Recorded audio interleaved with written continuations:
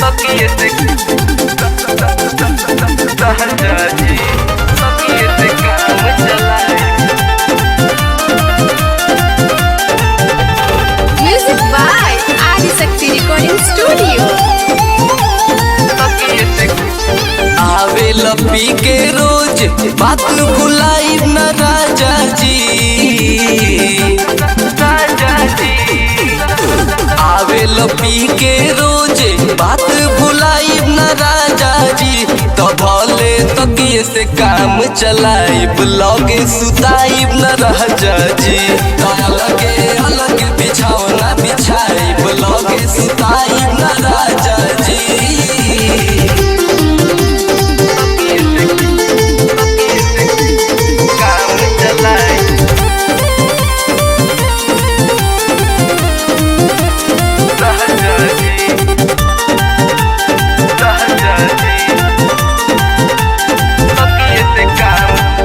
नासा में नशा के कुछु कहरत नहीं बड़े पिया।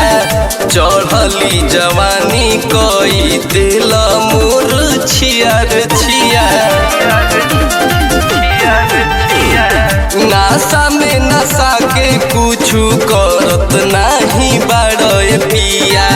चढ़ली जवानी कोई दिल मोर छियर छिया। जैसे छछनत बानी छछनाई बे राजा जी, जैसे छछनत बानी छछनाई बे राजा जी।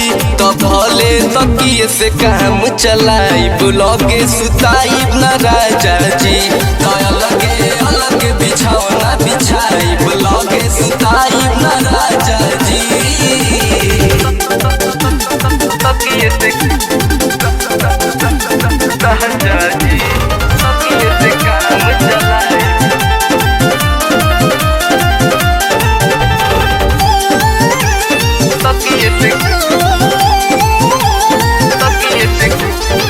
मरद के सुख एको दिन नहीं मिले दादा।